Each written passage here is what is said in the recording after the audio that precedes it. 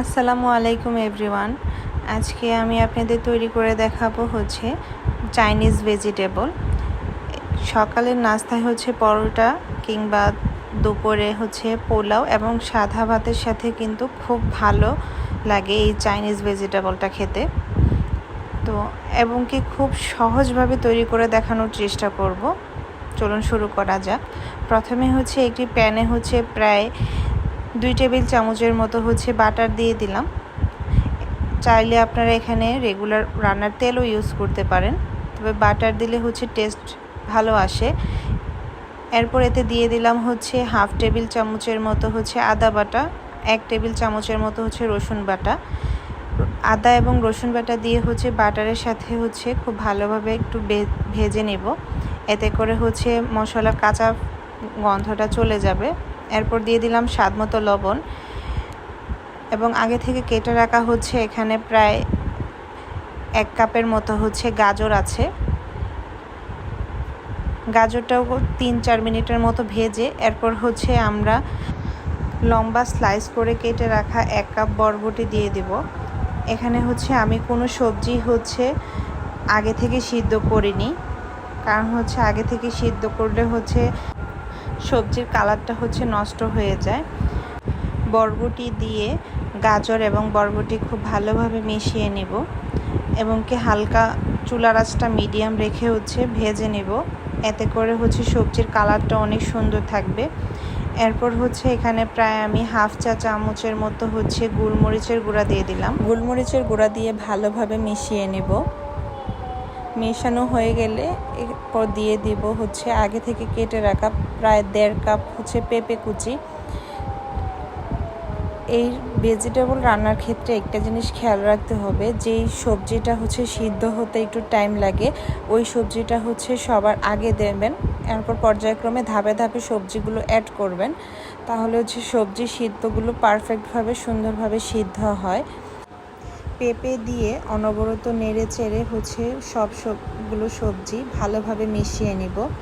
মিশানো হয়ে গেলে একটা পর্যায়ে দেখা যাবে পেঁপে থেকে পানি ছাড়বে। ঠিক ওই পর্যায়ে আমি আগে থেকে সিদ্ধ করে কুচি করে রাখা চিকেন দিয়ে দিব।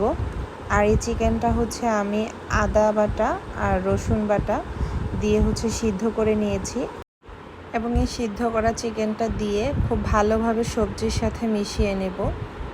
আর এ পর্যায়ে নাড়াচাড়া বন্ধ করা যাবে না, না হলে নিচে থেকে লেগে যেতে পারে। অনবরত নেড়েচেড়ে সবজির সাথে চিকেনটা ভালোভাবে মিশিয়ে নিব।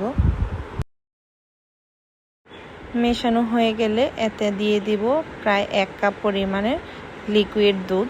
এখানে আমরা পানির পরিবর্তে লিকুইড দুধটা ব্যবহার করব। এতে করে সবজির টেস্টটা দ্বিগুণ বেড়ে যাবে।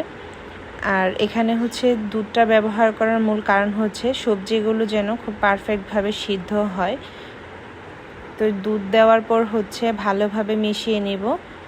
আপনারা চাইলে এখানে দুধ দেওয়ার পরিবর্তে পানিও ব্যবহার করতে পারেন, অথবা আগে থেকে যে আমরা চিকেনটা সিদ্ধ করে রেখেছিলাম, যে চিকেন স্টকটা ছিল সেই স্টকটাও দিতে পারেন। আমরা কিন্তু এখানে চিকেন স্টকটা দিয়েছি।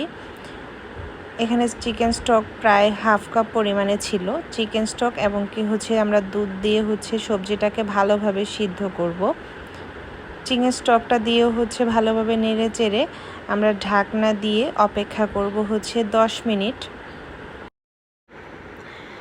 10 মিনিট পর ঢাকনা খুলে আমরা আগে থেকে কেটে রাখা বড় টুকরো পেঁয়াজ দিয়ে দিব। এখানে প্রায় 2/3 কাপ পরিমাণে পেঁয়াজ কুচি আমি ব্যবহার করেছি। পেঁয়াজ কুচি দেওয়ার পর ভালোভাবে মিশিয়ে নেব। চেষ্টা করবেন পেঁয়াজ কুচিটা সবার লাস্টে ব্যবহার করার জন্য, এতে করে পারফেক্ট সিদ্ধ হবে। আগে থেকে দিলে সিদ্ধ বেশি হয়ে যায়। দেখুন সবজির কালারগুলো দেখতে মাশাআল্লাহ কত সুন্দর লাগছে। ঠিক এভাবে আবারও ঢাকনা দিয়ে অপেক্ষা করব 5 মিনিট। 5 মিনিট পর ঢাকনা উঠিয়ে সবজিটাকে ভালোভাবে নেড়ে চেড়ে মিশিয়ে নেব এবং 4-5টা কাঁচামরিচ দিয়ে দেব টেস্টের ব্যালেন্সের জন্য। আপনার ইচ্ছা না হলে দেওয়ার প্রয়োজন নেই। যদি ঝাল খেতে পছন্দ করেন তাহলে 4-5টা মরিচ দিলে টেস্টটা ভালো আসবে। তো মরিচ দিয়ে আমরা আবারও ঢাকনা দিয়ে অপেক্ষা করব 5 মিনিট। অন্যদিকে হচ্ছে এখানে 2 টেবিল চামচ হচ্ছে কর্নফ্লাওয়ার আর অল্প পরিমাণে প্রায় এখানে 3 টেবিল চামচের মতো হচ্ছে আমি পানি দিয়েছি। পানি দিয়ে মিশিয়ে নিব। 5 মিনিট পর ঢাকনাটা খুলে আমরা হচ্ছে আবারও একটু নেড়েচেড়ে মিশিয়ে নিব। মেশানো হয়ে গেলে হচ্ছে আগে থেকে যে কর্নফ্লাওয়ারের মিশ্রণটা তৈরি করে রেখেছিলাম সম্পূর্ণ কর্নফ্লাওয়ারের মিশ্রণটা সবজির মধ্যে দিয়ে দেব। আর মিশ্রণটা দেওয়ার পর সাথে সাথে ভালোভাবে নেড়েচেড়ে মিশিয়ে নেব, কারণ হচ্ছে কর্নফ্লাওয়ারের মিশ্রণের কারণে হচ্ছে সবজিতে দলা পেকে যেতে পারে। কর্নফ্লাওয়ার দেওয়ার পর দেখবেন সবজির থিকনেসটা আগে থেকে অনেকটা ঘন হয়ে এসেছে। ঠিক এ পর্যায়ে হচ্ছে আমি উপর থেকে কিছু ধনেপাতা কুচি দিয়ে হচ্ছে একটু হালকা হাতে নেড়ে চেড়ে হচ্ছে সবজিটা নামিয়ে নিয়ে গরম গরম পরিবেশন করব।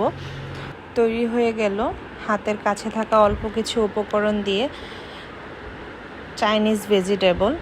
আর এটা হচ্ছে প্লেন পোলাওয়ের সাথে খুব ভালো লাগে খেতে। এছাড়াও সকালবেলা হচ্ছে পরোটার সাথেও এটা পরিবেশন করতে পারেন। আশা করি আমার আজকের ভিডিওটা আপনাদের কাছে খুব ভালো লেগেছে।